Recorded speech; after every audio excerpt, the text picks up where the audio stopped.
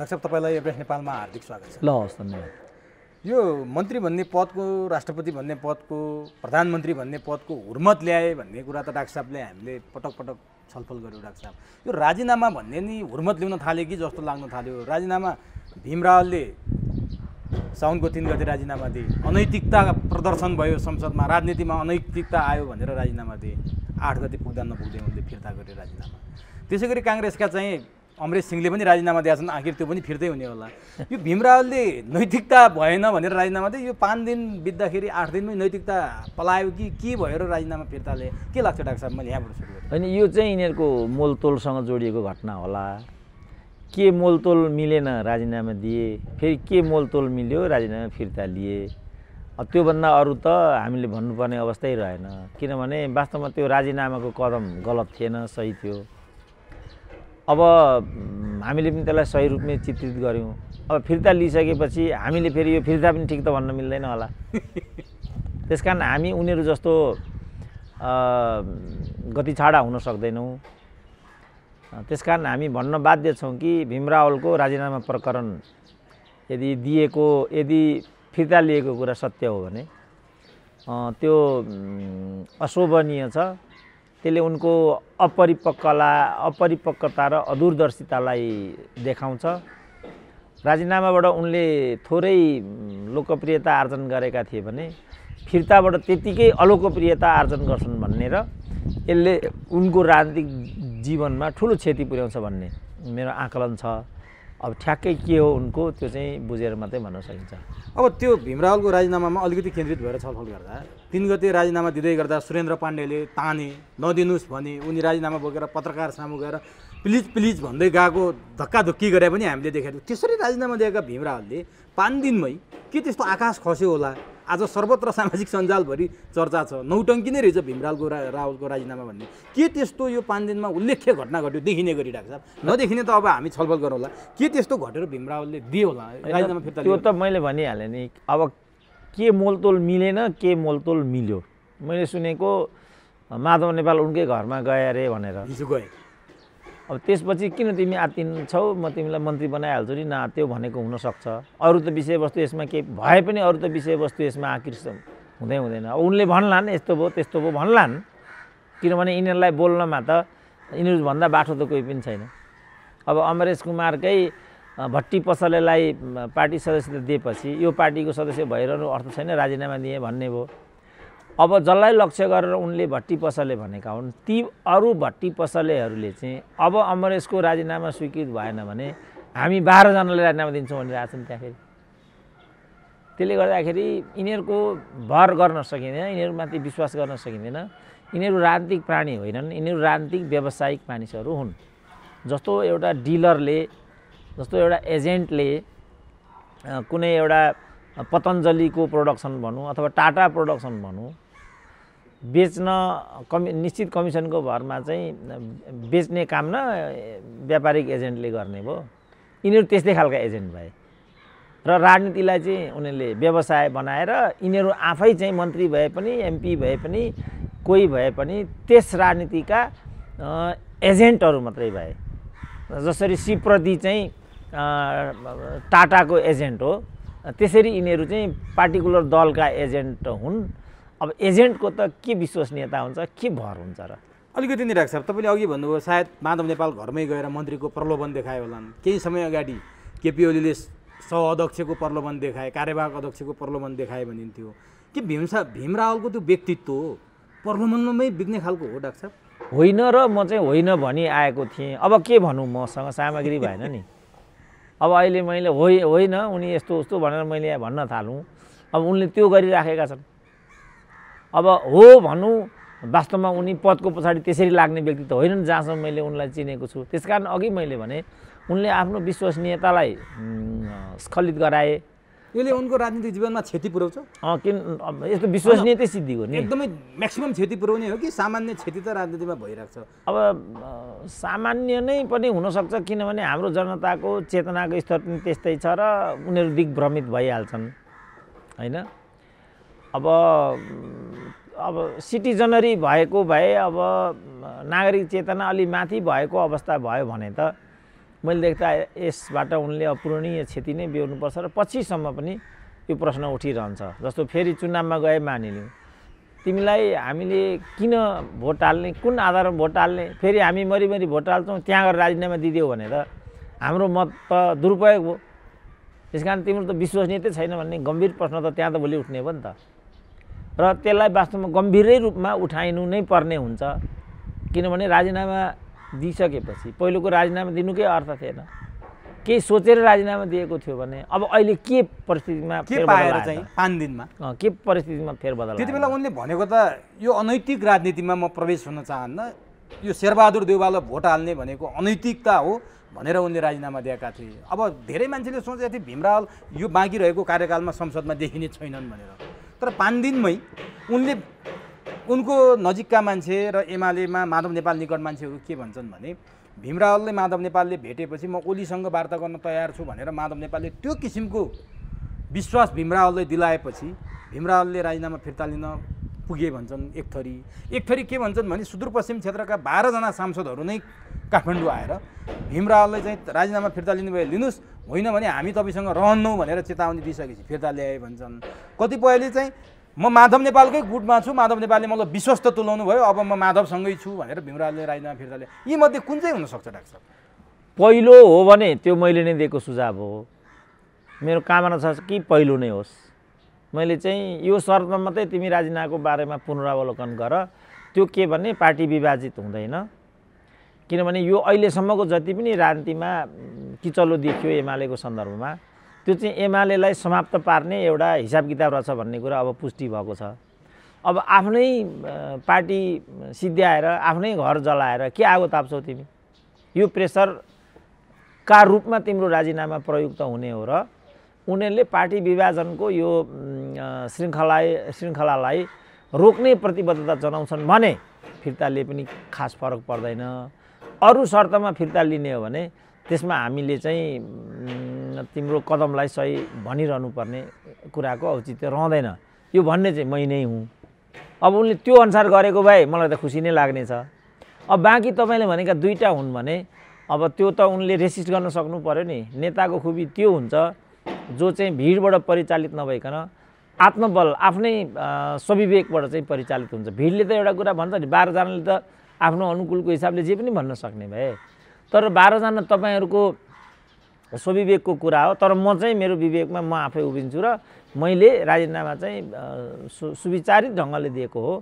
त्यसकारण अब म त्यो राजीनामाबाट पछि हट्न सक्ने ठाउँमा छैन।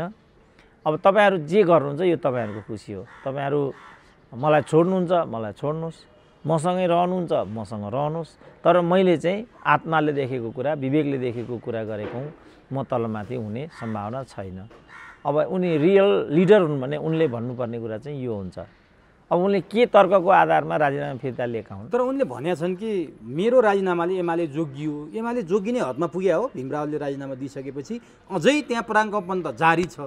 भलै त्यो केपी ओली र माधव नेपालको विषयमा अझै हामी छलफल त गर्नेछौँ।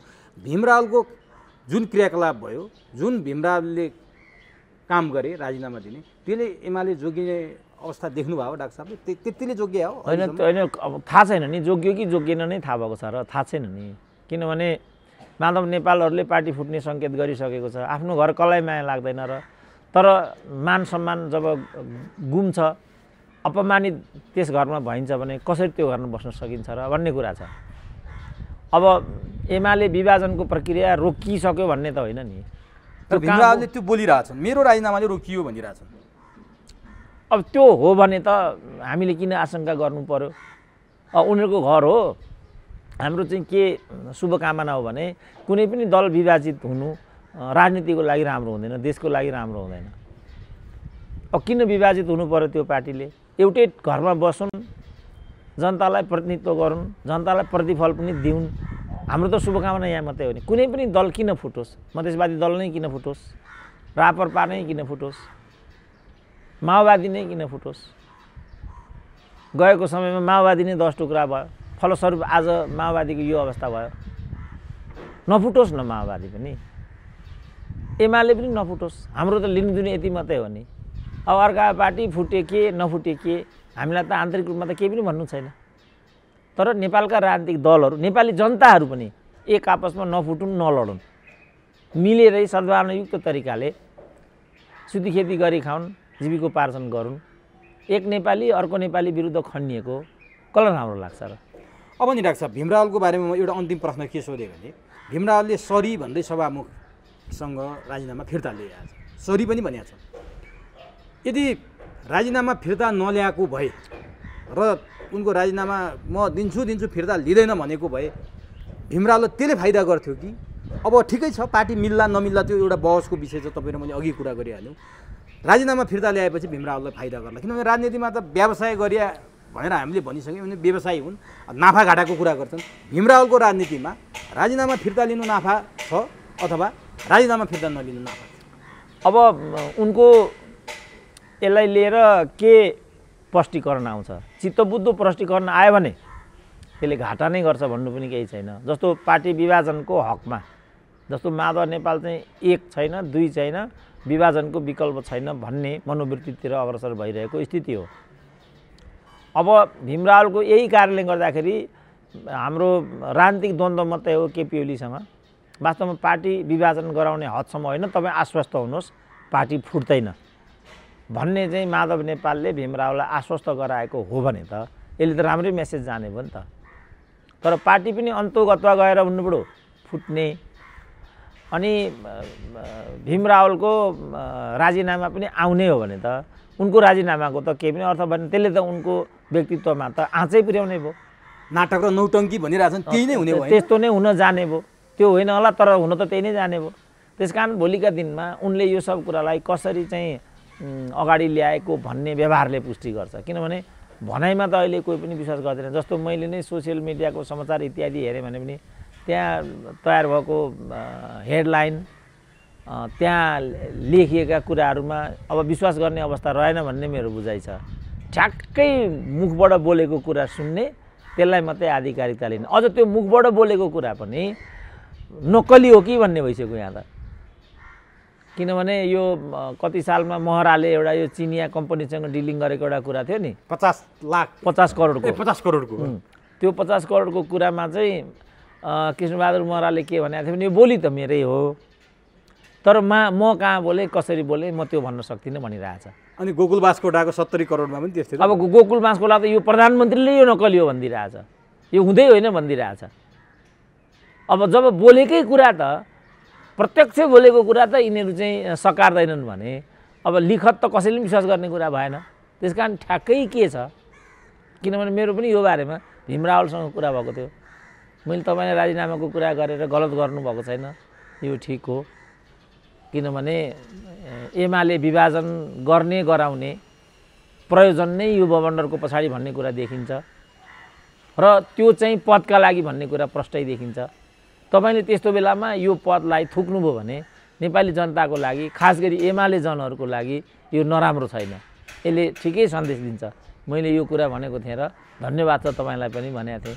अब मैले त्यो भनेको 12 घन्टा बितेको छैन।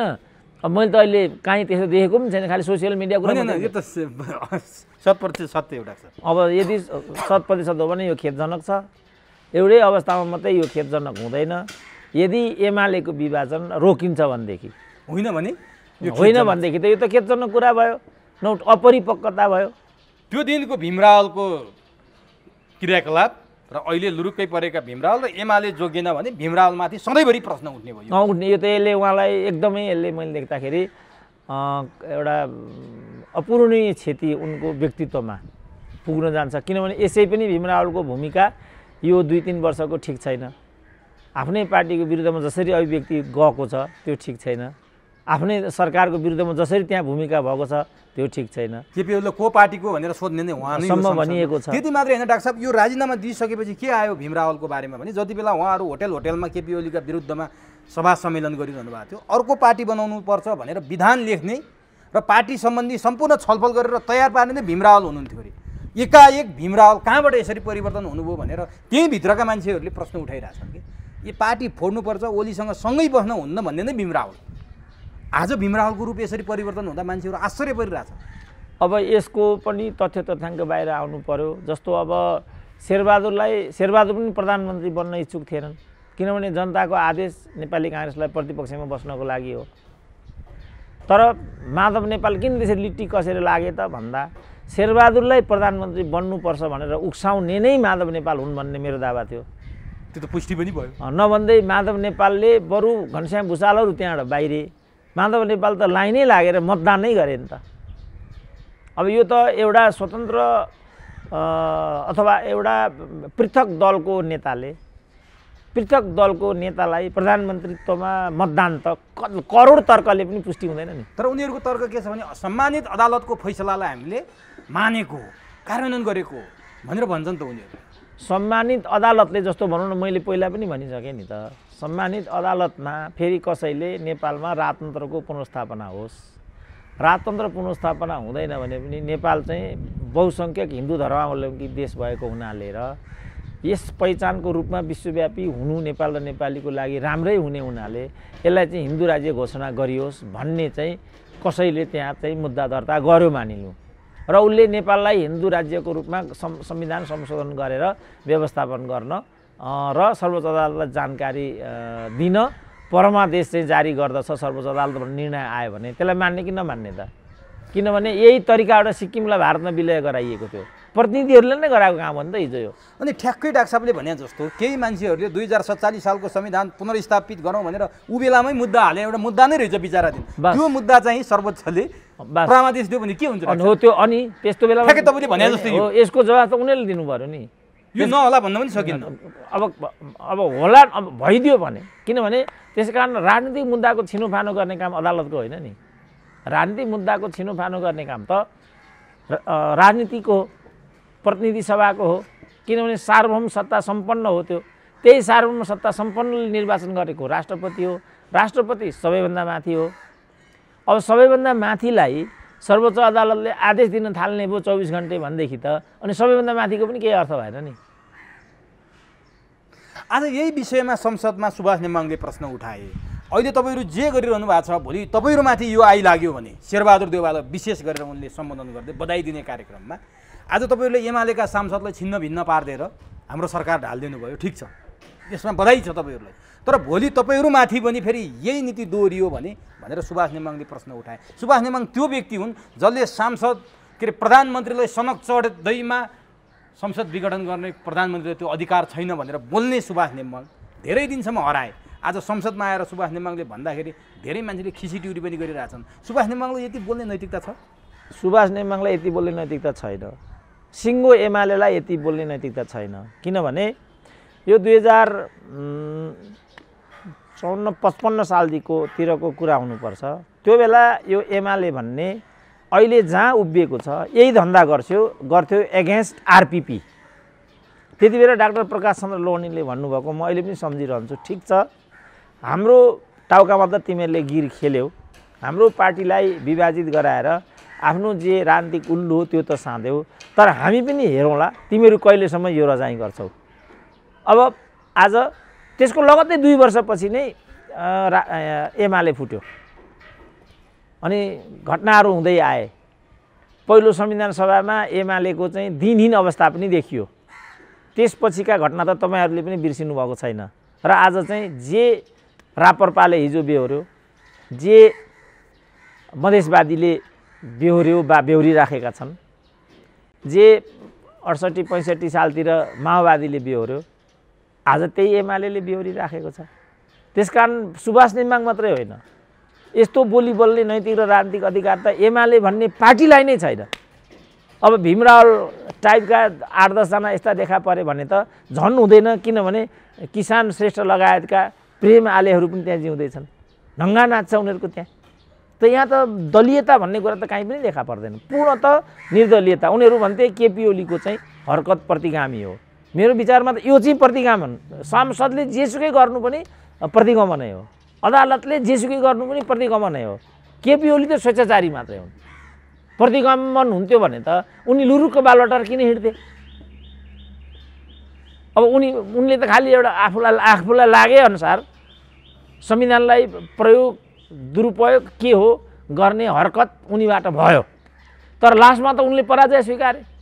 सुभाष नेमाङले नै भनेको छ अदालतले गरेको निर्णय सही होइन, तर हामी यसलाई मान्छौँ। आज पनि दोहोऱ्यायो, फेरि त्यो आज पनि त्यो कुरा दोहोऱ्याएको भए त्यसमा कन्टिन्युएसन पनि भयो।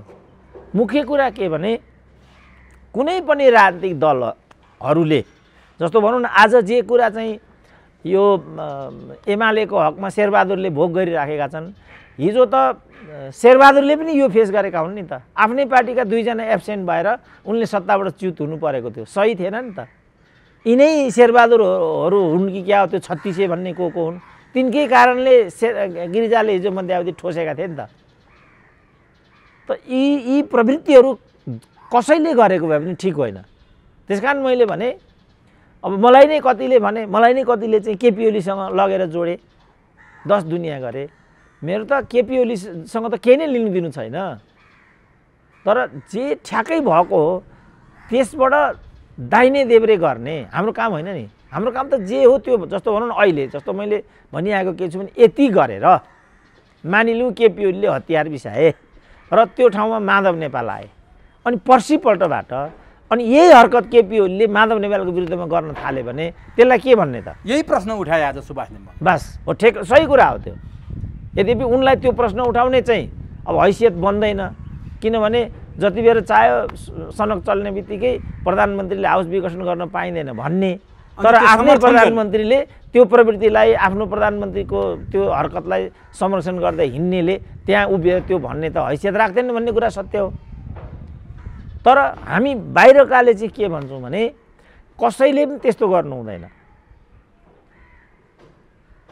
तर यो संविधान अनुसार पनि, किनभने संविधान सभा मार्फत बनाएको संविधान भनेको सबभन्दा विशिष्ट मानिन्छ, सबभन्दा लोकतान्त्रिक मानिन्छ, किनभने सिधै जनताका प्रतिनिधिहरू यसमा संलग्न हुन्छन्।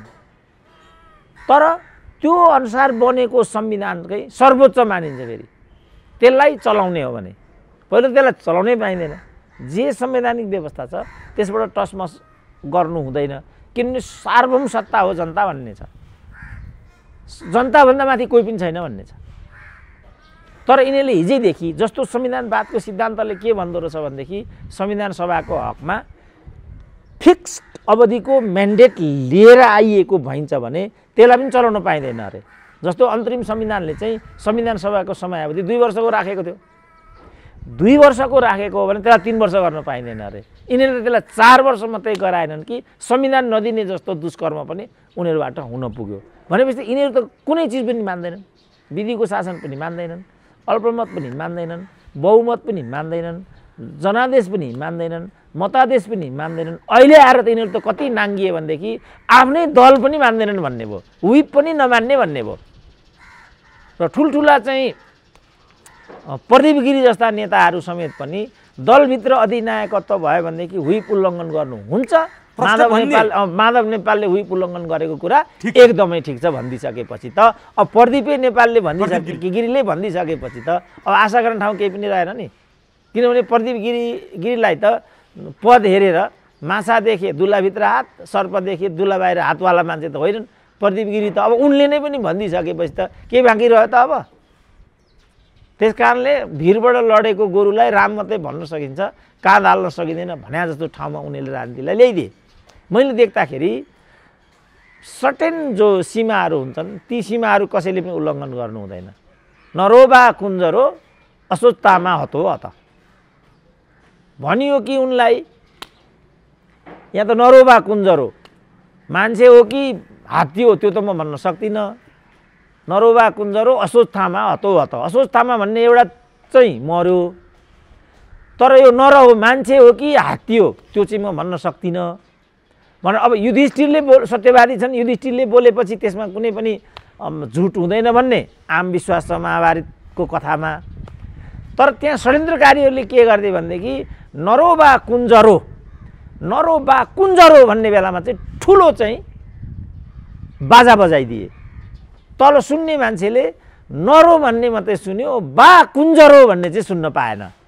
नरो बा कुञ्जरो भन्ने नसुनेपछि नरो हताहत भन्ने मात्रै तल सुनिसकेपछि किनभने त्यो अश्वत्थामा भन्ने पुत्र मरिसकेपछि मात्रै उसको पिताले चाहिँ मृत्युवरण गर्ने भन्ने व्यवस्था थियो महाभारतमा। उनले मृत्युवरण गरे, कथा सिद्धियो। त्यस कारणले सच्चाइ भन्ने कुरा त्यस्तो हुन्छ। सत्यवादीहरू माथि मान्छेले त्यसरी भर गर्छन्। भनेपछि नि डाक्टर साहब यिनीहरूको हरकत यिनीहरूका क्रियाकलाप हेर्दाखेरि न यिनीहरूको व्यवस्थामा न यिनीहरूको पात्रमा न यिनीहरूको प्रणाली जे भनौँ न यहाँ अब जनताले साँच्चीकै गरे है हाम्रो लागि यो व्यवस्था ठिक छ है यो पात्र ठिक छ है यो पार्टी ठिक छ है कुनै पनि आशाको किरण देखिँदैन। त्यो छैन, किनभने हामीलाई दुःख परेको बेला जब यिनीहरूले साथ दिएनन् भने यिनीहरूले कहिले हामीलाई साथ दिन्छन् त। आज हामी कोभिडमा छौँ, आज हामी बाढी पहिरोमा छौँ, आज हामी अभाव र अप्ठ्यारोमा छौँ, वैदेशिक रोजगारीमा विश्वभरि फैलिएका नेपालीहरू यता आएर फेरि फर्केर उता जान सकिरहेका छैनन्। किन उताले सुईको प्रमाणपत्र लिएर आइज भन्छ। यहाँ सुईको लाइन लाउने एउटा छ, सुई लाउने, अर्को प्रमाणपत्र लिन जाने फेरि अर्को लाइन छ, त्यही पनि सुई पाइया छैन। अब पाउने कसरी? अब भ्याक्सिन चाहिँ हाम्रोमा यहाँ 20% पनि आएको छैन। हामीमा त जम्मा 40 लाख जतिको भ्याक्सिन त हो। भनेपछि हामी 3 करोड जनसङ्ख्यामा केही नभए मानिलिनु 2 करोड होला अरे हाम्रो। र 3 करोडमा 1 करोड नानी देवे होला नि के होला, गाउँघरमा होलान्, बिस्तारै लाउँदै होलान्, ल छोडिदिउँ 1 करोड। तर 2 करोड त कर्रा छन्। अनि 40 लाख भ्याक्सिन आइरहेछ भनेपछि 1 करोड 60 लाख त अहिले पनि अभाव छ नि। यो त भ्याक्सिनको कुरा हो डाक्टर साहब। एकचोटि औषधि उपचारमा जाउँ न, के औषधि उपचार गरेर बाँच्नलाई साधारण जनता भएर बाँच्न नपाउने अवस्था हो। जस्तो सामाजिक सञ्जालमा एउटा भाले बोकेर पिठ्युमा बच्चा बोकेर हिँड्दै गरेको र एक ठाउँमा झलनाथ उपचार गर्न गएको फोटो चाहिँ सँगै राखेको फोटो निकै भाइरल भइरहेको छ। उनी चाहिँ बच्चालाई उपचार गर्ने पैसा नभएर कुखुराको भाले बेचेर भए पनि उपचार गर्छु भनेर बच्चा बोकेर हिँडेको छिन्। झलनाथको लागि केपी ओली सरकारले 30 लाख छुट्याइदिएको कुरा सार्वजनिक भयो। अब शेरबहादुर देउबा पनि फोन गरेर छुट्याउने तयारीमा छन्। त्योभन्दा अगाडि सुशील कोइराला, खुमबहादुर खड्का, गोविन्दराज जोशी, केपी ओली कति अब त्यो साध्य छैन। आज कतिले कति पैसा निकाले भन्ने फेरिस त सार्वजनिक भएको छ। डाक्टर साहबले अस्ति पनि जानकारी भएको भए म निकाल्थेँ, मसँग थियो भन्नुभएको थियो। त्यस्तै कुरा अब सामान्य जनताले उपचार गर्न नसक्ने हो डाक्टर साहब। प्रधानमन्त्री, मन्त्री र राजनीतिज्ञ नै हुनुपर्ने हो। त्यसमा के दुई मत भएर हेर्नुहोस् त आज सामाजिक सञ्जालमा त्यसमा त आज तपाईँ कुनै जानुहोस्, तपाईँ वीर अस्पताल जानुहोस्, टिचिङ हस्पिटल जानुहोस्, कहीँ पनि जानुहोस्, तपाईँको उनीहरूले कुनै पनि औषधि उपलब्ध गराउन सक्दैनन्। मुस्किलले लाइन लागेर उनीहरूले एउटा प्रेस्क्रिप्सन गरिदियो भने पनि कुनै पनि औषधि तपाईँले बजारमै गएर किन्नुपर्छ। अब यो जनै होइन अधिकतम सबैभन्दा धेरै केपी ओलीले 17 करोड लिएको छ यसमा। न्यूनतम महेन्द्र राय यादवले 5 लाख हो क्यारे, नरहरि आचार्य 30 लाख, सुशील कोइराला 1.5 करोड, गोविन्दराज जोशी 27 लाख, नारायण काजी श्रेष्ठ 38 लाख हो। अब यसरी सबैले र 2063 देखि अहिलेसम्मको अन्तरालमा उनीहरूले त्यस नाममा मात्रै राज्यबाट 4 अरब हत्याएका छन् उपचारको नाममा। योले खाजा मात्रै 4 करोड खाएको भन्ने कुरा त 1 वर्षको आइ नै हाल्यो। त्यसकारण यो लोकतन्त्र भनेको चाहिँ प्रणाली कस्तो भने सदाचार, नैतिकता, जवाफदेहिता, संवेदनशीलतामा चल्ने सिस्टम हो यो। अब तपाईँ यसलाई मान्नुहुन्न भने तपाईँसँग केही पनि उपाय हुँदैन। तपाईँलाई जबरजस्ती केही पनि गर्न सक्दैन। बाबु यो त मिलेन, मैले तपाईँलाई भन्ने यति हो, तपाईँलाई योभन्दा बढी के भन्नु मैले। तर जनताबाट उठ्ने प्रश्न हेर्नुहोस् त डाक्टर साहब, तिमीहरू यसरी उपचार गर्न जानुभन्दा 4 अरबको हिसाब निकाल्नु भयो, अस्पताल बनाइदियो नेपालमा, यहीँ गर, कम्तीमा जनताले पनि उपचार गर्न पाउँछन्। आज जनता भाले बेचेर पनि उपचार गर्न नसक्ने अवस्थामा पुग्यो। बच्चा बोकेर बच्चा जिउँदो फिर्ता ल्याउने योग्य होइन त्यो अवस्थामा जनता पुग्यो। यिनीहरूलाई यस्तो रसलीला छ, यस्तो आनन्द छ। अब झलनाथको सम्पत्तिको विवरण आज सार्वजनिक भएको छ, हेर्ने भने त्यत्रो सम्पत्ति छ झलनाथसँग। 2 कौडी नभएको मान्छेलाई उपचार गर्न पैसा दिए हुँदैन यिनले? होइन, यहाँ त तपाईँको 7,000 सम्मको पैसो पनि। वीर अस्पतालमा चाहिँ भिआइपीको लागि एउटा स्वतन्त्र कक्ष छ। त्यो कक्षमा 2047 सालदेखि यता एक पटक एउटा नेता 1 दिनको लागि मात्रै भर्ना भएको छ। त्यसमा 7,000 को खर्च आएको छ, त्यो पनि राज्यले तिरेको छ। यिनीहरू त 1 रुपियाँ पनि गोजीबाट खर्च गर्दैनन् स्वास्थ्य उपचार। 1 रुपियाँ पनि, लाख 1.5 लाखको त ठुलो कुरा भइहाल्यो। अझ खतरनाक त के छ भने यिनीहरूको बिरामी त यिनीहरूको बाहना मात्रै हो। त्यो बाहनाबाट राज्य कोष चाहिँ हत्याउने यिनीहरूको खेल यो। जस्तो अहिले गगन थापा यत्रो कुरा गरिरहेछन् होइन त, शेरबहादुरले फोनबाट पैसा दिन्छ। गगन थापाकै पालामा गगन थापै स्वास्थ्य मन्त्री हुँदाखेरि सुजाता कोइरालाले 50 लाख दिएको होइन? आफू इमान्दार त हुनु यसमा पर्यो उनले नि। प्रष्टीकरण के गरे भने म स्वास्थ्य मन्त्री थिएँ, प्रचण्ड प्रधानमन्त्री हुँदा अँ। मेरो निर्णय होइन, हेर्न सक्नुहुन्छ म पोखरा गएको बेला प्रचण्डले मन्त्री स्तरीय निर्णयबाट होइन क्याबिनेटबाटै सिधै प्रचण्डले चाहिँ आफ्नो प्रधानमन्त्रीको अधिकार प्रयोग गरेर गर्नुभएको यो कार्यविधि उल्लङ्घन भनेर उनले एउटा विज्ञप्ति निकालेको थिए केही दिन अगाडि, निकै विवाद आयो। ल ठिक छ, उनले त्यसो गरे, उनको अनुपस्थितिमा यो क्याबिनेटले त्यस्तो गर्यो भने कुनै अर्काको अनुपस्थितिमा अर्को क्याबिनेटले यो गर्न पाउँदैन त्यसो भने? बेहुदा कुरा भएन त्यो? आज उनकै पार्टीको प्रधानमन्त्री छ। नो नो नो, त्यो होइन, फेरि तपाईँ त्यता मिसलिड नगर्नु न। यो निर्णय गरेको केपी ओलीले नै हो। प्रचण्ड प्रधानमन्त्री हुँदाखेरि भन्ने कुरा होइन होइन, यो झलनाथवाला चाहिँ ए हजुर यो झलनाथवाला निर्णय चाहिँ केपी ओलीकै पालामा भएको र 30 लाख त्यसभन्दा अगाडि एक वक्तव्य दिएको थियो नि त यो झलनाथले। एक वक्तव्यको मूल्य लिएको उनले। ए पार्टी मिलाउने कुरामा इन्डिया जाँदै गर्दा निकालेको। म जाँदैछु, मर्छु बाँच्छु थाहा छैन, पार्टी चाहिँ एक हुनुपर्छ कमरेडहरू भने नि, त्यो बापत पाएको पैसा हो त्यो। त्यो बापत 30 लाख पाएको पैसा हो त्यो। र यसमा शेरबहादुरको केही लेनदेन छैन। यो प्रोपोगेन्डा मात्रै हो। कसरी यो प्रोपोगेन्डा आयो, यो प्रोपोगेन्डा मात्रै हो कि वास्तविक हो कि त्यो चाहिँ अहिले हेर्नुपर्छ। तर चाहिँ प्रचण्डकै घरबाट यो फोन ठिकै छ, तपाईँ जति ढुक्कले जति खर्च लाग्छ खर्च गर्नुहोस्, तपाईँ स्वस्थ भएर आउनुहोस् भनेर यहाँबाट भन्ने कुरा छ।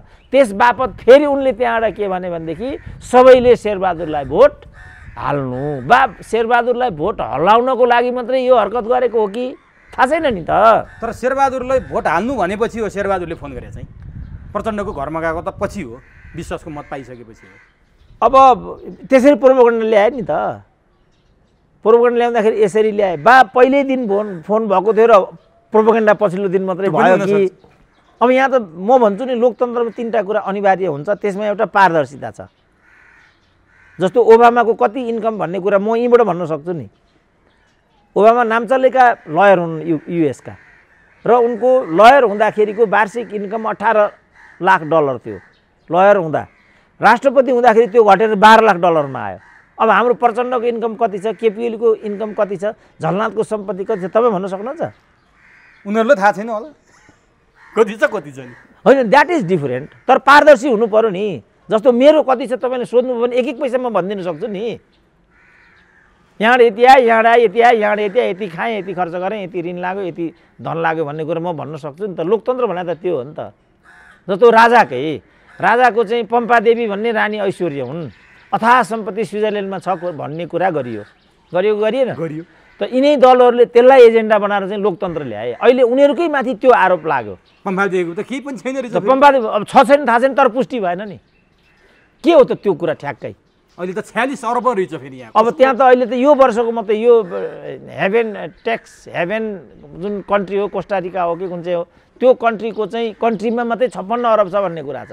अब अहिले यहाँ 46 अरबको कुरा आयो, नामै पनि आयो। अनि खोइ त त्यसको चाहिँ हिसाब किताब। पारदर्शिता चाहिन्छ भनेको मैले कारण यो।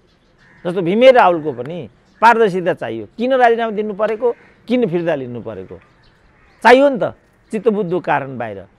त्यो मात्रै लोकतन्त्र हुन्छ। त्यो नहुने बित्तिकै त्यो लुटतन्त्र। अहिलेको चाहिँ यो लोकतन्त्र होइन, यो लुटतन्त्र हो। मैले भनेको यही हो। अब स्वास्थ्यमा मात्रै त्यति होइन। अब वाइट बडीमा कति, 30 किलो सुन कति, न्यारो बडीमा कति, एनसेलमा कति, क्यान्टनमेन्ट कति, बालुवाटार कसले। अनि यिनका यी कार्यकर्ताहरू, अब मलाई अब कडा नबोल्नु भन्न थालेको हुनाले त्यो म भन्न छोडेँ। त यिनका कार्यकर्ताहरू यो सब चाहिँ सुन्दैन नि। यिनीहरूको कान छैन, यिनीहरूको आँखा छैन, गैडाको छाला जस्तै भयो। यिनीहरूको गैडा छाला आउने नि। हामीले त अब हामीले बोल्यौँ भने पद नपाएर भनिदिन्छन्। अनि उनीहरूले चाहिँ त्यसो भने के पाएर त भने, हामीले पद नपाएर उनीहरूले पदै मात्रै पाएर के पद पाएर त उनीहरूले? त्यसो भयो नि डाक्टर साहब, यो कहिलेसम्म हुन्छ? तपाईँ त 100 वर्ष भन्नुभयो, मान्छे आत्तिसक्यो क्या डाक्टर साहब। अब कहिलेसम्म यस्तो हामीले न ट्रान्सपरेन्सी छ, न यिनीहरूको बारेमा हामीले चित्तबुद्ध यिनका क्रियाकलाप छन्, यिनीहरूलाई चुनाव गरेर भोट हालेर 5-5 वर्षमा पठाइदिने मात्रै काम भयो। यस्तै हो अब सधैँ। होइन, 100 वर्ष मैले भनेको छु, 30 वर्ष गयो, अब 70 वर्ष, अझै 70 वर्ष, अझै 70। एक पुस्ता भनौँ न, अझै जति पुस्ता होस् तर त्यति लाग्छ। किनभने भनौँ न, यो 30 वर्षमा कुनै पनि रुझानमा परिवर्तन देखिएन नि त। भोट उनीहरूले कि त प्रचण्डलाई हाले कि त केपी ओलीलाई हाले, बढीमा शेरबहादुरलाई हाले, कुनै अर्को धनबहादुरलाई त हालेन। जबसम्म त्यो रुझान कायम रहन्छ तबसम्म यही हो आउने नतिजा। यो नेतृत्वबाट आउने त नतिजा त यही होला नि त। जस्तो भनौँ न, हिजो केपी ओलीले चाहिँ स्वास्थ्य मन्त्री इत्यादि भन्ने कुरा गर्दाखेरि कसरी चिच्याउँथे त यिनीहरू? खोइ त आज अब खोइ त अनि अहिले मन्त्रीमण्डल गठन गर्न खोइ त अनि त्यति नै बेर अनि यतिले 5वटा मन्त्रीले कसरी काम गर्ने, यो त अस्वाभाविक भयो भन्थे। अनि अहिले किनभने त्यो आफै फ्रड थियो। जस्तो अमेरिकामा एउटा राष्ट्रपति हुन्छ, 13जना सेक्रेटरीहरू हुन्छन्, 28 करोडको जनसङ्ख्या छ। कहिले समस्या भयो त अमेरिकामा? चलिराखेको छ त। अनि यहाँ मात्रै जब 2 करोड जनसङ्ख्यामा 5वटा मन्त्री भयो भने तिनीहरूले यो देश नचलाउने भन्ने कुनै कुरा छ? किनभने देश चलाउने भने त प्रशासनले हो नि। डाक्टर साहबले मन्त्रीको कुरा निकाल्दाखेरि आज अझै एउटा चर्को विषय छ डाक्टर साहब। गण्डकी प्रदेशमा मन्त्रीमण्डल गठन हुन नसकेको लामो समय भयो। आज मन्त्रीमण्डल गठन गर्ने क्रममा काङ्ग्रेसबाट थपिएका मन्त्रीमा शपथ ग्रहण गर्न जाने बेलामा दोबटे बिक भनेर एउटा तनहुका काङ्ग्रेसका सांसदलाई मन्त्री बनाउने कुरा भन्यो। बिच बाटोमा जाँदै गर्दा तिमी होइन है, तिमी फर्क्यौ, अब त्यो ठाउँमा अर्कै मन्त्री भइसक्यो, तिमी मन्त्रीमा छैनौ भनेर उनलाई चाहिँ घर पठाइयो। उनी आज म विश्वकर्मा भएकै हिसाबले र पार्टीभित्रमा आलोचित भए, म रामचन्द्र पौडेलको पक्षमा भएको हिसाबले शेरबहादुर देउवाले मलाई भित्तामा पुऱ्यायो भनेर उनी दुखेसो गर्दैछन्। शपथ खान भनेका मन्त्री बिच बाटैबाट फर्काइए किनभने उनी शेरबहादुरको पक्षमा थिएनन्। यस्तो छ डाक्टर साहब, मन्त्री बन्न जाँदैछ बिच बाटोबाटै फर्किँदैछ शपथ नपाएर। के भएको यस्तो? मलाई एउटा टिभीले एकचोटि अन्तर्वार्ताको लागि भनेर बोलायो। म उसैको गाडी चढेर अगाडि बढेँ। शहीद गेटमा पुगेपछि मलाई राइट घुमायो, फिर्ता गरिदियो बाटैमा। एउटा जब अन्तर्वार्तामा त यो हुन्छ भने अनि मन्त्री जस्तो दौरा सुरुवाल लाउने पदमा जसलाई पाए त्यसलाई दिइन्छ त भने? त्यो त आज त हेर्नुहोस् त घाम चाहिँ छ, त्यो पनि दलितबाट बनेका सांसद होइन। यो दलित नदलित भन्ने चाहिँ एउटा फेसनै छ। अस्ति तिलक परियारलाई चाहिँ यिनीहरूले निकाल्दाखेरि पनि तिलक परियार त्यही भन्थे, मलाई दलित भएको हुनाले यस्तो गरे भनेर। अमिक शेरचनलाई पनि त निकालिएकै हो। त्यस कारण यो दलित गैर दलित भन्ने कुरा त होइन। दलितहरू बढी उत्पीडित छन् त्यो कुरा चाहिँ फेरि हो। अब यहाँ चाहिँ ठ्याक्कै के भएको छ त्यो हामीले बुझ्नुपर्छ। दोबटे बिक भन्ने रहेछन् सांसद तनहुका, रहेछन् उनी रामचन्द्र पौडेलका पक्षका। हिजोसम्म फिक्स छ, बिहान पनि मुख्यमन्त्रीले फोन गरेर शपथ छ है भनेको, बिच बाटोमा जाँदै गर्दा फर्काइए। यस्तो हुन्छ नि त। कस्तो हुन्छ भने पहिला यिनीहरू बसेर चाहिँ भागभण्डा लाउँछन्, अनि भागभण्डा लाएपछि कसको भागमा को पर्छ, कसको भागमा के पर्छ यो फिक्स हुन्छ। अनि त्यसपछि मात्रै सम्बन्धित मालिकलाई चाहिँ ल तपाईँको कुन चाहिँ छ कमैया, तिम्रो भागमा यो पर्यो भनिदिएपछि अनि उसले ल तपाईँको भनेर उसले चाहिँ नोटिस गरिदिन्छ। त्यसपछि मात्रै त्यो कमैया मन्त्री हुन गइदिए त्यो चाहिँ भरपर्दो हुन्छ। अब ठ्याक्कै त्यहाँ के भएको छ त्यो कुरा थाहा नभएको हुनाले अब कसको भागमा पर्यो, जस्तो भनौँ न यो चाहिँ 2जना वामदेवको भागमा भन्ने हुन्छ, 2जना चाहिँ माधव नेपालको भागमा भन्ने हुन्छ, 2जना चाहिँ यो फलानाको भागमा भन्ने हुन्छ। अरू दलौने मधेसवादीको पनि यही छ, रापरपाको पनि यही छ। अब त्यहाँ ठ्याक्कै के भएको बा कम्युनिकेसन ग्याप भएको कि अरू कुराहरू भएका हुन् कि त्यस्तो कुरा त जस्तो यो खिलराजवाला जुन सरकार थियो चुनावी सरकार, त्यो सरकारमा पनि कर्मचारीका तर्फबाट 2-3 जनाको नाम थियो कर्मचारी तर्फबाट। त्यसमा एकजना त शङ्कर कोइराला परिहाले, शङ्कर कोइराला परे, शङ्कर कोइराला भित्र छिरिहालेछन्। अझ 2जना कर्मचारी, अझ अर्को एकजना कर्मचारीको चाहिँ त्यहाँ नाम थियो। अर्को एकजना कर्मचारीको नाममा चाहिँ अर्को एउटा यो कोइरालापट्टिबाट नै मन्त्रीको लागि चाहिँ प्रस्तावित थियो, के थियो कुरा चलिराखेको थियो। शेरबहादुरले प्रोटेस्ट गरे अनि मेरो तर्फबाट खोइ त भन्ने कुरा आयो त्यहाँ। तिम्रो तर्फबाट त शङ्कर कोइराला त्यहाँ छिरे अनि मेरो तर्फबाट भन्ने बित्तिकै उनको तर्फबाट अर्को कर्मचारी त्यहाँ छिर्यो। खिलराजको क्याबिनेटमा 2जना कर्मचारीहरू सचिवहरूबाट मन्त्री भए, त्यो मान्छे चाहिँ छुट्यो किनभने उसकै नाम थियो। तर एन मौकामा शेरबहादुरले दरोसँग प्रोटेस्ट गरेर खोइ त मेरो तर्फबाट तिमीहरू मात्रै खाने भन्ने कुरा आयो। जसलाई तयार पारेका थिए उनीहरूले उनलाई गेटैमा रोकियो। उनलाई गेट गए यहाँ दौरा सुरुवाल लगाएर गेटमा पुगेपछि त्यस बिचमा फोनहरू खोइ हाम्रो चाहिँ खोइ त भन्ने कुरा आयो। अनि उनी गेटमा पुगेर रोक्नु अरे एकछिन भन्ने कुरा भयो। उनी शङ्कर 2जना थिए नाम थिए त्यहाँ, शङ्कर बाटो छिरिहाले। अब उनी बाहिर गेटमै बसे अनि त्यसको 6 महिनापछि उनलाई चाहिँ लोकसेवा आयोगको अध्यक्ष बनाएर क्षतिपूर्ति गरियो। अब यस्तो अभ्यास त छँदैछ त बाबु यहाँ।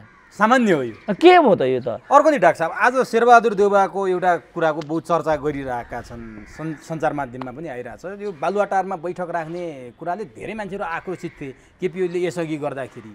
अब शेरबहादुरले पहिलो दिनै गरे, त्यो पनि विवादित बनेको थियो, तर उनले आज निर्णय नै गराएर पार्टीको बैठक सानेपामा त त्यहाँ धरना अनसन के छ त्यसले सकिएन छ, फेरि आफ्नै घरमा बैठक राखिसकेपछि साँच्चीकै शेरबहादुर सुध्रिया हुन्, जनताको मतको कदर गरे हुन्, अथवा यसलाई के भन्नुहुन्छ? अब उनले बालुवाटारमा पार्टी बैठक नराख्ने भनेर निर्णय नै गराए।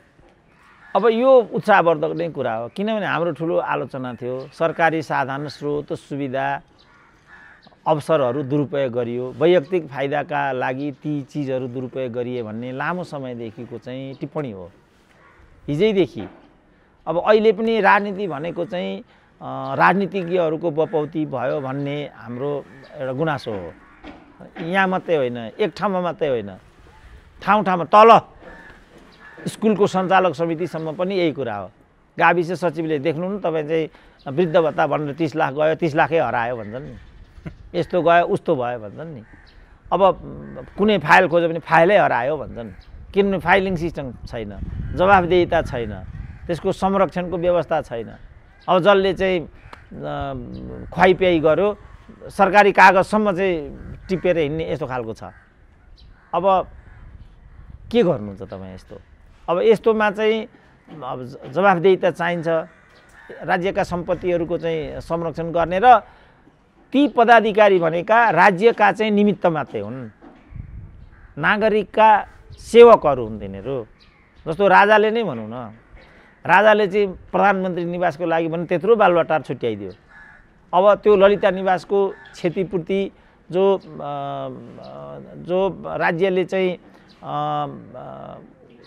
त्यो गर्ने के भन्छ त्यसलाई, राज्यले जुन कन्फिस्केसनलाई के भन्छ, कन्फिस्केसन भनेको जुन राज्यले क्याप्चर गरेरलाई के भन्छ नि, अधिकरण जुन राज्यले क्षतिपूर्ति दिएर अधिकरण गरेको, क्षतिपूर्ति जो सुवर्ण शमशेरको परिवारलाई त्यसको जति क्षतिपूर्ति हो त्यो क्षतिपूर्ति दिइसकेको कुरा हो।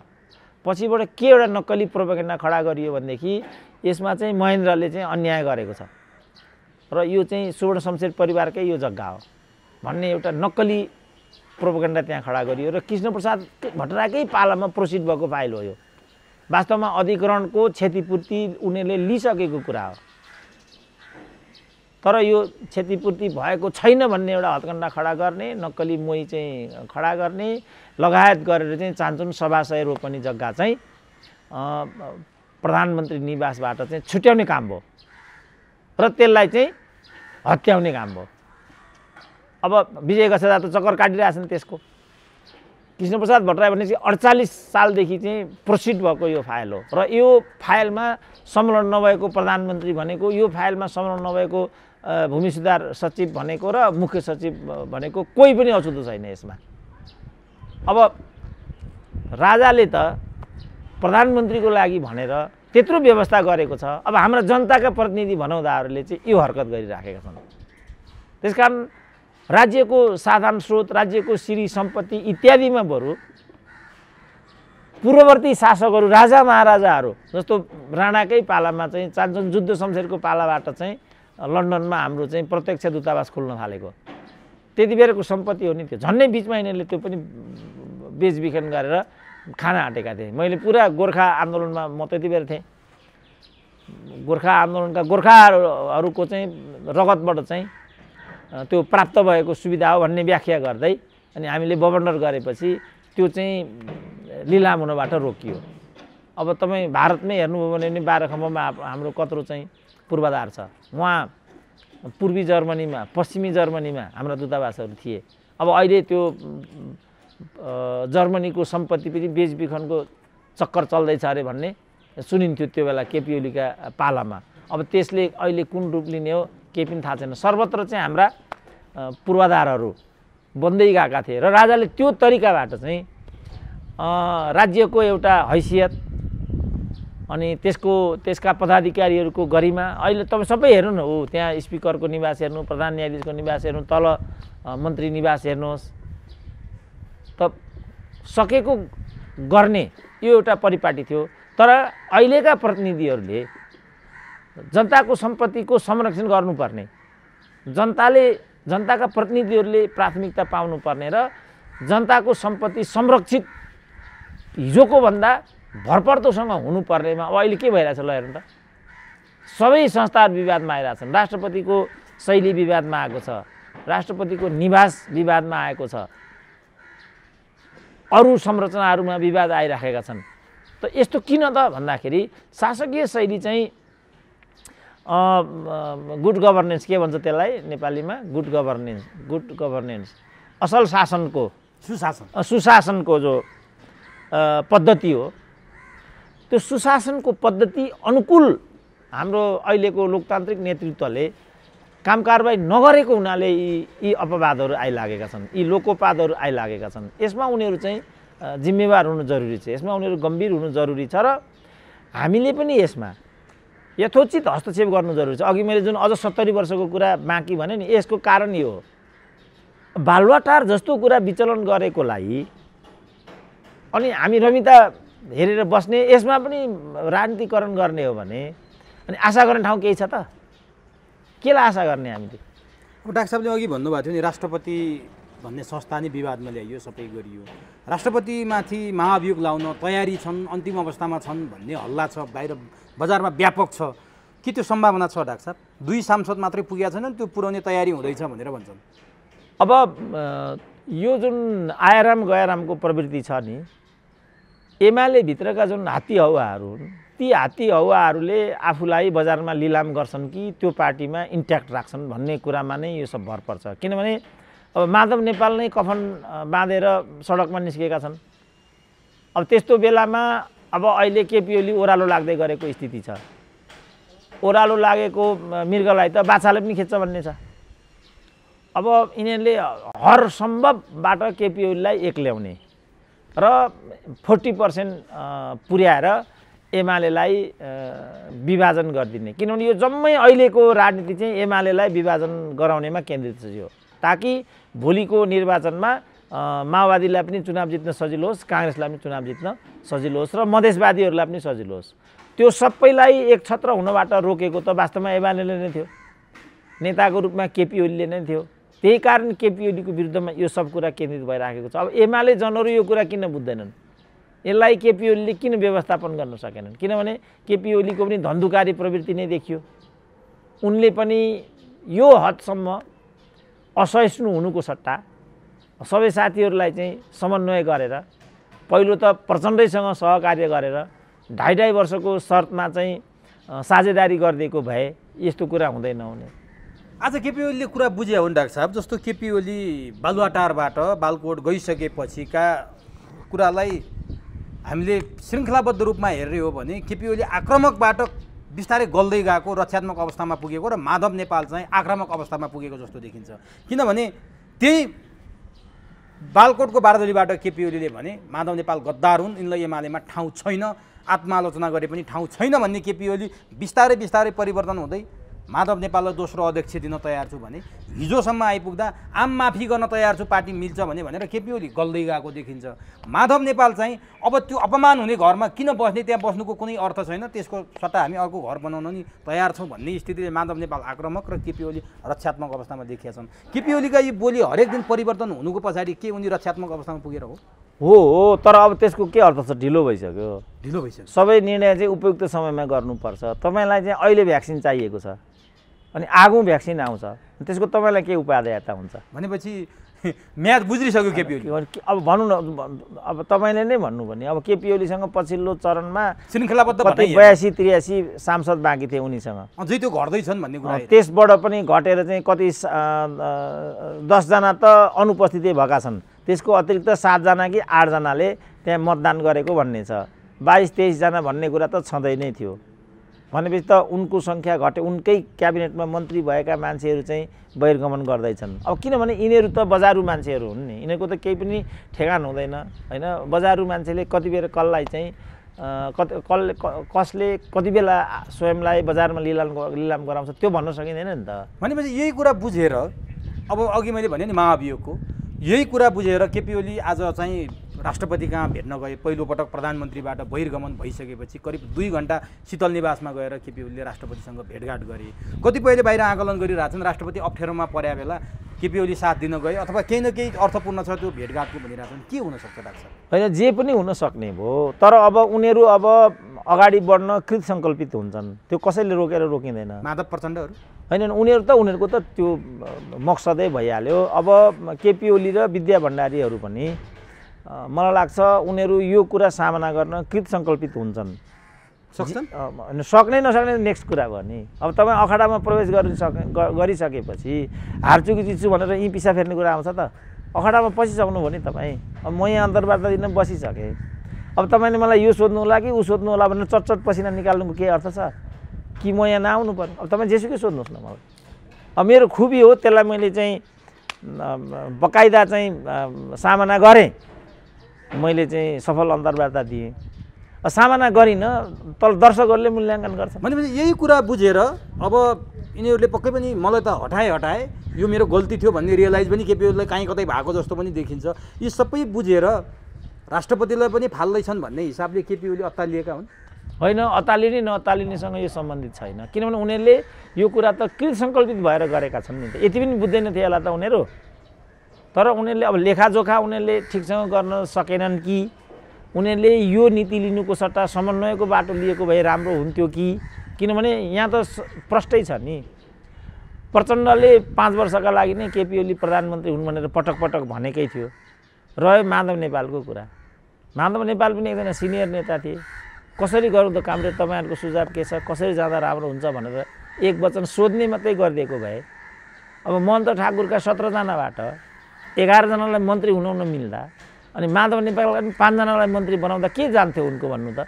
भनेपछि केपी ओली दलदलमा फस्दै गएका छन्। उनको मैले त उपाय छैन, समयले उनलाई बचायो भने मात्रै, अरू उपाय छैन। अरू उपायबाट उनको म केही त्यान्द्रो पनि देख्नु भएको? म देख्दिनँ केही पनि, किनभने अब यिनै मान्छे त हुन् उनका, प्रेम आले, किसान श्रेष्ठ।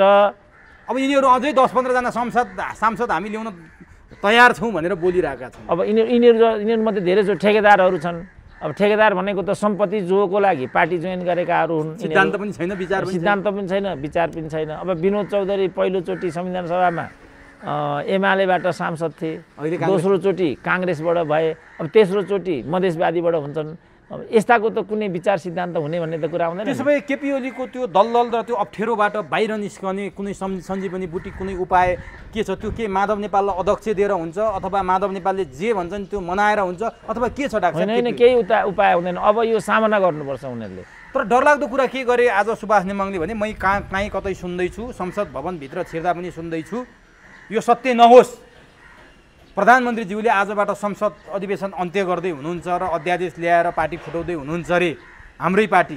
हिजो तपाईँहरूले हामीले अध्यादेश ल्याउँदा विरोध गरे तपाईँहरूले हो, अब आज कसरी ल्याउनुहुन्छ त्यो हेर्नु छ, यो सत्य नहोस् म सुन्दैछु भनेर सुभाष नेमाङले संसदको रोस्टमबाट बोलेको कुरा के साँच्चीको त्यस्तो अध्यादेश आउँदैछ डाक्टर? आउँछ, मैले पहिल्यै भनिसकेँ। तपाईँले त भनिरहनु। मैले 40% को कुरा हो यो सबै माधव नेपाललाई 40% कसरी जो गराउने भन्ने कुरा हो। 40% को जो गरेर त्यो पार्टीलाई औपचारिक रूपमा विभाजित गराइन्छ, विभाजित भएको समूहलाई सरकारमा सामेल गराइन्छ र सम्पूर्ण शक्ति केन्द्रित गरेर चाहिँ केपी ओलीको विरुद्धमा चुनाव छोडिदिनु न। त्यो चुनाव त एउटा भनाइ मात्रै हो, 2 वर्षसम्म यो जान्छ, 2 वर्षमा अनुकूल स्थिति भएन भने अर्को 6 महिना विलम्ब गरेर चाहिँ चुनाव गर्ने वा 1 वर्षमा ठोकिदिने अर्ली इलेक्सन। केपीलाई अप्ठ्यारो पार्ने, अब अप्ठ्यारो छोडिदिउँ न। केपी ओली अब उनले नै गरेको पासोमा उनी आफै पर्ने कुरा हो। यो अप्ठ्यारो पार्ने त तपाईँहरूको मनोविज्ञान मात्रै। अब नि डाक्टर साहब, अब म अन्तिमतिर छु डाक्टर साहब। जस्तो यो यस्तो दुश्चक्र हुँदै गर्दा तपाईँलाई के लाग्छ त्यो एमालेमा अरू एकता भनेर लागे जस्तो देखिन्छ? अरू अब दोस्रो पुस्ता भनौँ अथवा अरू नेताहरू यो सँगै बस्ने केपी ओली र माधव नेपालको अभिव्यक्ति त त्यस्तै देखिन्छ। यो कस्तो हो भने केपी ओलीले चाहिँ एक छत्र नेता हुने घृष्टताको बाटो लिए, एउटा यो हो। त्यसका लागि उनी चाहिँ सम्झौताहीन तरिकाबाट अगाडि बढ्ने यो उनको कृत सङ्कल्प देखिन्छ। अब प्रचण्ड चाहिँ केपी ओलीको नाजुक स्वास्थ्य अवस्थाबाट लाभान्वित हुने दुराशयबाट यो कथित एकताको नाटकमा आइराखेका थिए। अब माधव नेपाललाई चाहिँ यसमा धैर्यता भएन। त्यसकारण माधव नेपालले चाहिँ वेट गरेर ठिकै छ पार्टीको कुरा हो, अहिले चाहिँ केपी ओलीले निर्वाचनका माध्यमबाट अहिलेको नेतृत्व चाहिँ हासिल गर्नुभएको कुरा छ। किनभने एमालेमा सबैभन्दा बढी लामो समय शासन गर्ने नेता भनेको उनै हुन्। 5 वर्षको लागि खपेको भए पनि त हुन्थ्यो। अब नि डाक्टर साहब, अन्तिममा म एउटा प्रश्न सोधेँ। पुष्पलाल मित्रता केन्द्रले आज एउटा कार्यक्रम गर्यो। हिजो पुष्पलालको स्मृति दिवस, हामीले त्यो हिजो कुरा गर्नुपर्ने गर्न पाइएन।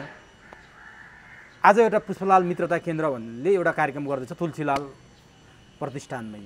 त्यहाँ चाहिँ सबै कम्युनिस्टका नेताहरूलाई बोलाइयो।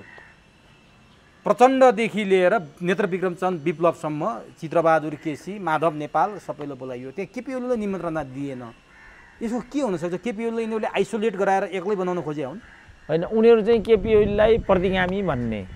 अब उनीहरू चाहिँ केपी ओलीले हामीलाई दुर्व्यवहार गरे, केपी ओलीकै विरुद्धमा वास्तवमा आजको राजनीति ल्याइएको तात्कालिक रूपमा चाहिँ यो कुरा भयो। तर यो कम्युनिस्ट जसले आफूलाई भनेको छ, उनीहरू त सिद्धान्तका दृष्टिकोणले पनि वर्गविरोधी सिद्धान्त लिनेहरू हुन्, जहाँ आफूभन्दा भिन्न मत, भिन्न प्रवृत्ति, भिन्न नेतृत्वलाई चाहिँ निषेध गरिन्छ।